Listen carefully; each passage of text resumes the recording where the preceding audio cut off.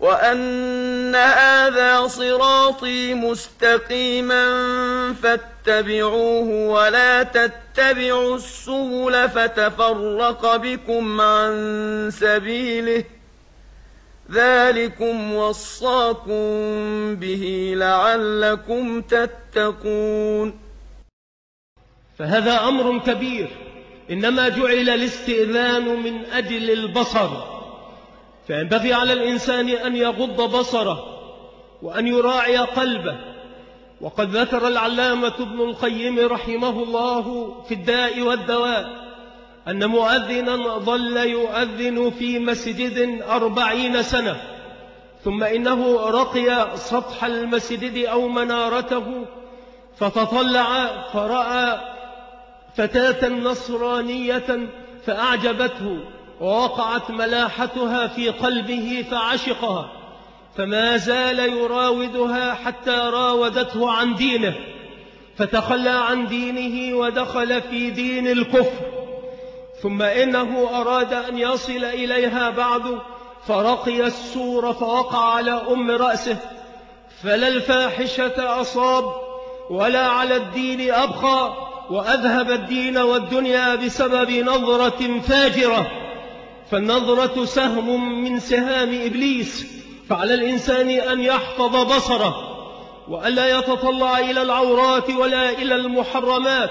وقد ابتلي المسلمون في هذا العصر بأمور عظيمة وفتن جليلة لم تكن قط في تاريخ الإسلام المجيد، حتى إن بعض الثقات قد حدث وهو يعمل معلما في إحدى المدارس الابتدائية أنه كان يوما بين تلامذته فجاءه أحدهم يشكو إليه زميلا له، قال: إن فلانا قد هاتفني بالأمس وقال: يا فلان أسرع فأدر مفتاح التلفاز على قناة كذا سترى امرأة بلا سروال، يعني عارية. فلما سمع زميله ذلك ألقى التهمة عليه، وأخذ هذا يلقي التهمة على هذا وهم جميعا دون البلوغ. فكل هذا يحدث في بيوت المسلمين، كل هذا يحدث للشبيبة المسلمة، كل هذا تدمر به الأخلاق ويذهب به الحياء ويمحق به الدين، ويتمكن به الأعداء من رقاب المسلمين ومن أرضهم ومن أموالهم، لأن جيلا رخوا لا يستطيع أن يحافظ على العرض، لأن جيلا فاشلا يعكف على الفواحش صباح مساء لا يمكن أن يحافظ على المقدسات، فضلا عن أن يسترد السليب منها. فأمر الله رب العالمين بحياطة القلب وبابه البصر، وأمر النبي صلى الله عليه وعلى آله وسلم بعلاجين وقائيين إذا ما أخذ الإنسان بهما حصل المناعة. فقال: يا معشر الشباب من استطاع منكم الباءة فليتزوج، فهذا علاج وقائي. ومن لم يستطع فعليه بالصوم فإنه له وجاء، وهذا علاج آخر.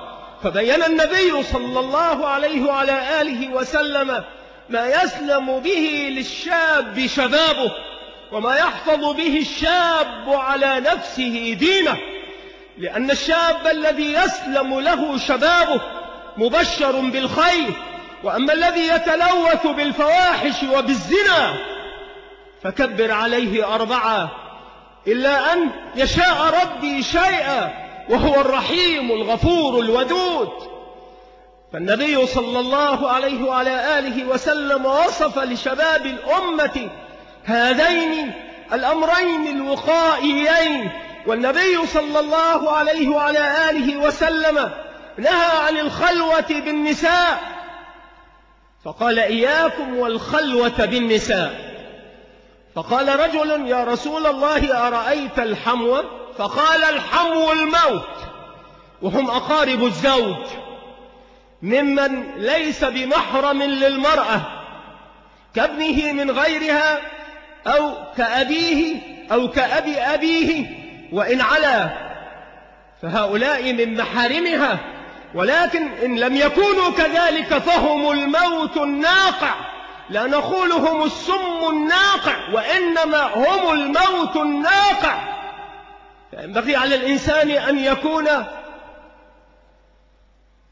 يكون محافظا على عرضه، ألا يكون ديوثا، فإن الديوث قضى الله ألا يدخل الجنة، فإن الجنة لا يدخلها ديوث ولا قتات، لا يدخلها من علم العيب في أهله فسكت عليه، ولا يدخلها من كان نماما قتاتا يقطع الأواصر بين المسلمين ويمضي بإشعال النار بينهم من أجل أن تشتعل نيران العداوة بين المسلمين المتصافين المتحابين المتوادين.